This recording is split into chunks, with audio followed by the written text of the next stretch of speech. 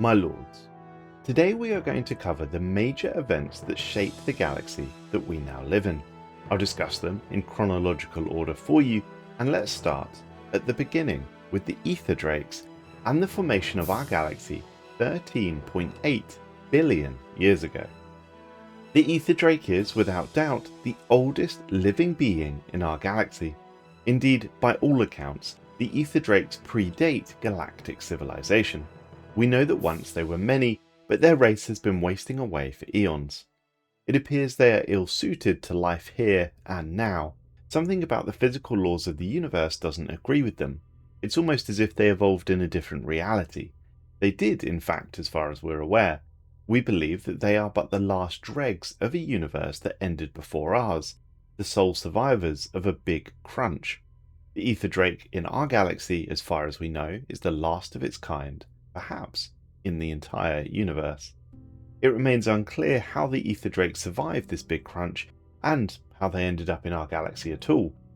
We are also aware that Shard, the ether drake found when digging for the rubricator, appears to be a close relative to the ether drake, perhaps a cousin, and furthermore we identified partial fossilized remains of a close relative to the ether drake upon the planet it now orbits. The ether drake is of course a dangerous but wonderful life form. It is a great shame that it remains aggressive and we cannot tame the creature. But moving on to approximately 13.6 to 13 billion years ago, when our galaxy, the Milky Way, formed, and with it, the Contingency, was seeded. The Contingency are a crisis-level threat, fully capable of annihilating our galaxy should they fire up and are not met on the battlefield. They were built and seeded in our galaxy by a species or an individual called the Red Maru, who was, according to the Contingency, a being of extraordinary power and intelligence. The reason they were seeded was to watch for something called a Class 30 singularity. Now, there are many theories about what a Class 30 singularity may be. We've covered them elsewhere, and frankly today that's not important. What is important is that they've watched us and waited for literal billions of years. Assuming that they have been here since the beginning, they've witnessed every single event to occur on this list today. All the while, they calculate in the background about the likelihood that one of these events will lead to their activation sequence being fired. They are somewhat tied to two other machine empires, which we'll discuss later on, the Cybrex and the Caretakers. Though the Caretakers are sadly far harder to date, we are simply aware that they fought and beat the Contingency previously, and they will attempt to do so should the Contingency awaken once again. Moving forward a billion years to 12 billion years ago, while the galaxy was still relatively new and considerably warmer than it is today, we're aware that infernal empires existed. The empire we have designated as the Cosmic Dawn existed, and it appears they achieved FTL at a similar time to ourselves, but they actually were spawned into existence 12 billion years ago. At some point they went into hibernation and slept all this time. As we move forward 4.5 billion years ago, we see the formation of Earth and Theia, and another billion year or two jump forward to 1.2 billion years ago. We have the Ultima Vigilis system, which houses the ancient robot world. During our dig site exploring this planet, we learn that the automated systems running the robot world are older than we could imagine. The data systems that we hack do not give us any clues to the identity or ultimate intention of the creator, but one thing we have managed to ascertain is that the creators arrived no less than 1.2 billion years ago, and they departed soon after setting up the system as an observational post to surveil the entire galaxy. Remarkably, the system is found operating after all these years. The array of installations spread across it, as it turns out, are highly sophisticated sensors. They send a live feed to the planet, where the central operating system processes it into information the drones can save and store. Spurred on by shortages of space and matter, it appears that they have improved their data compression techniques with determination. The massive structures on their planet are supposed to contain the sum of all observations ever recorded. However, we cannot test this theory since the data is compressed well beyond our ability to decompress it. Disturbingly, however, there is a reduced stream of highlights. This is being broadcast into empty space, But surely no one is listening after all this time. Regardless, we were ready to take control of the drones and have the opportunity to shape this system to our imagination. Should you decide to dismantle this project, you'll receive a message that reads as follows. Did you ever consider that someone might be watching that signal feed you so carelessly cut off? Well, since you have proven yourselves dangerously aggressive vermin, it's time to call pest control. Prepare to face your doom. This is part of a trigger that leads to an early endgame crisis level event, but importantly, the Sentry Array sitting just outside the galaxy has been there for 1.2 billion years, until we came along and broke it. Spinning forward another billion years now, we begin to enter the realms of the precursor civilizations. The oldest by some margin we believe to be as the Zeroni, though this is technically undated. Nevertheless, all of our speculative estimates place the Zeroni to have been active approximately 100 million years ago. I'm sure you've heard me discuss the precursors before, my lords, and if not, there are several reports I've done in the past where we look at them in detail. Please look them up if you so wish. The precursors, however, were incredibly significant to shaping our galaxy in the state it sits in today. In brief, and in chronological order, we have the Voltum Star Assembly. They existed 12 million years ago, and their reign would come to an end solely by self-sacrifice. Not to beat around the bush, the Voltum came to the conclusion that we live in a simulation. The only way to break free from this simulation was mass suicide. So, all of the Voltum killed themselves at a predetermined hour. Of course, whether they were correct or not, the galaxy rolls on forward. 7 million years ago, we have the Granur and the Baul, though we believe the Baul were active up to 10 million years ago. Sadly, the Granur, a cruel and sadistic race, committed a genocidal campaign against the peaceful, hive-minded Baul, ending their species entirely. 6 million years ago, we have the Yat, who perhaps most interestingly were born into a completely empty galaxy, perhaps suggesting a crisis-level event had rolled on through and annihilated all sapient life. In any case, after thousands of years of not encountering galactic life, the Yat would meet the Jabba and launch a preemptive attack upon them. This attack failed, and the Yat then subsequently would lose the war and get entirely wiped out. They were not the smartest of species, but they do have a marvellously fantastic relic that we of course acquired and keep in our grand archive above Unity. 2 million years ago, we have the First League. This is the first federation that we know to have existed. They would all die to infighting, as the different alien species would eventually fall out with one another.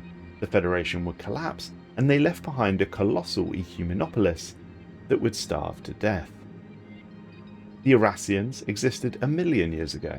A brutal empire who subjugated many, they would end up dying to disease and rebellion. A pox, the Javorian pox to be specific, would wipe out the vast majority of their species, and their vassals would rise up and kill the rest of them. We have the two storm precursors, the Adakaria and the Anisian traders. Though they are likely old, we have sadly been unable to date them. The effect of the galactic storms removed all trace of age, it would seem, but the final precursor is the Cybrex, and they existed only 600,000 years ago. The Cybrex were born as determined exterminators. They committed genocide of several species, including their own creators, before they adjusted to a less violent lifestyle. They would see their homeworld, Ringworld Alpha, largely destroyed by an organic fleet, though they did not all perish and still exist to this day, hidden just outside the galactic rim. In the meantime, since the Zeroni through to the Cybrex, Earth had experienced the rise and fall of many species of dinosaur. They would all come to an end 66 million years ago, and humanity's precursor species would begin to take over. Other events, of course, occurred in this time. We have the construction of Sanctuary, the Ringworld. That occurred 74.6 million years ago. There was also the rise and fall of several empires, such as the mechanical Omni Empire, or the Retarax, who are linked to the Blade of the Huntress, who existed approximately 3.6 million years ago. But I'll save the smaller events for another day and another report. Perhaps the most galactic defining event would occur 100,000 years ago, in the rise of Satana, the War in Heaven, the shattering of the Hive, and though it is unclear if this happened much earlier, the destruction of the Caretaker's central processing facility.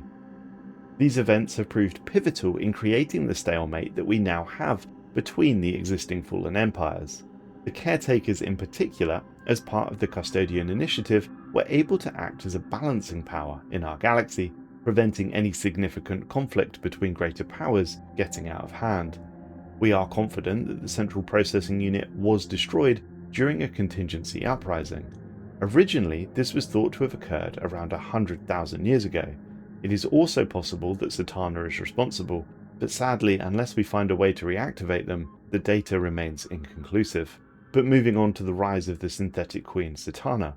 We know she existed 100,000 years ago, though she is likely much older than this. She was once an organic and controlled a multitude of followers, including the legendary Zarquelan, prophet to the Holy Guardians. We know that the fallen empires who were at the point very active in our galaxy would fight a colossal battle against Zatanna, and would have, without the help of the Shroud Gods, the Animator in particular, would have lost that battle to Zatanna. Nevertheless, these events are what led to the subsequent imprisonment of Zatanna upon the xenophobic isolationist homeworld, the Core. The Hive would shatter during this time. As it attempted to convert its biomass and intellect into a behemoth, it would fail, leaving it in the state it is today. Indeed, all of the great powers of that time would fall, living out now a life of isolationism and hedonism until more or less the present day. Furthermore, what we originally thought was a key event in the War in Heaven, certainly one of the main reasons for it, concerns the events at Shalash. However, new evidence suggests the xenophobic isolationists actually annihilated the once great Shalarians only 1,000 years ago. The Hive Fallen Empire knows of these events, but were not in a position to save the Shalarians from the xenophobes' genocidal rage. It is rather terrifying to think, a mere 1,000 years ago when we were fighting amongst ourselves, Saxons, Normans and Celts, had a single division of xenomorphs been dropped on our planet, we wouldn't be here at all. But of course, this leads us on to humanity's adventures into space. In 1957, the Soviet Union launched the first artificial satellite, Sputnik, into orbit around Earth, and this would mark the beginning of the space age, a time of rapid technological advancement and exploration. In 1961, Soviet cosmonaut Yuri Gagarin became the first human to travel into space, making a 108-minute orbit around Earth, and this achievement was soon followed by the United States space program, which included the first manned moon mission by astronauts Neil Armstrong and Edwin Buzz Aldrin in '69, though we shouldn't forget Michael Collins, who was present, though sadly never stepped foot on the moon. Several decades of spaceflight would continue until the beginning of the 21st century, where due to rising costs, a number of accidents, but ultimately politics, meant spaceflight was put back on hold. For a time it appeared that the individual states who occupied Earth back then were less interested in reaching for the stars, and perhaps private corporations would surpass them. It's not entirely clear what changed or why, but midway through the 21st century there was a cultural shift on Earth. Humanity longed for the stars once more. A generation born too late to explore Earth, but too soon to explore space, would leave their children and grandchildren a great gift. The 193 states making up the United Nations would come together for the first time in many decades and make a choice to attempt something truly wonderful. They were going to make spaceflight a real possibility, and humanity would explore the stars. Thus began the Ulysses Initiative. In the year 2048, the project would be to date the greatest undertaking by humanity. 6 wonderful arc ships were built in low Earth orbit over the next 50 years. They would house 250,000 colonists each, men and women who volunteered to explore the stars. Alpha Centauri would be the target destination. All 6 ships would travel together, and the journey was estimated to take approximately 108 years. As such, the crews and colonists would be put in cryostasis for the duration. As we well know, my lords, we never did reach Alpha Centauri. It is not entirely clear what exactly happened, but according to fragmented ship logs, as we passed into the Oort cloud at the edge of our solar system, it seems we hit some sort of space-time anomaly, possibly a wormhole that would forever change our fate. The wormhole, if that's indeed what it was, spat us out into the system we now call home. Our ship carried the designation of the Chrysanthemum. and you can still visit it docked outside the Grand Archive, orbiting Unity. The crew were awakened by the ship's onboard computer, and we managed to crash land on the moon of a large gas giant. Thus humanity would find its second home on Unity. The remaining 5 Ark ships were nowhere to be seen, and the 250,000 colonists aboard the chrysanthemum were alone. Or at least that's what we initially thought. The moon that we had been so abruptly forced upon was occupied by a primitive reptilian race, who, despite initial attempts to communicate, were immediately hostile. Humanity would fight and eventually purge the species, claiming Unity for themselves. Back on Earth, the fate of the 6 Ark ships remained uncertain, but it is widely reported that all had been destroyed when they did not reappear from the Oort cloud at the edge of our solar system. What was supposed to be humanity's greatest achievement and represented a coming together between individual nation states would quickly turn sour. The next 50 years of history for humans living on Earth would prove to be most difficult, but the UN, over time, would gradually begin to regain support and slowly expand, until by the start of the 22nd century the international organisation had become a de facto world government. The next 100 years or so would be the peak of human advancement. Throughout the 22nd century, humanity began to explore its own solar system, including building observational posts and mining facilities over Mars, Venus, and a number of Jupiter's moons. There was, of course, some who resented the power the UN would wield, as evidenced by the Mauritian police action of '88. Few could deny the technological progression that humanity had made, and perhaps humanity was beginning to take that view.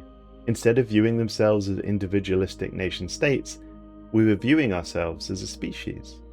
It had taken millennia, but humanity was finally about to put aside its differences and reach for a greater ideal. We would go on to achieve faster than light travel in the year 2200.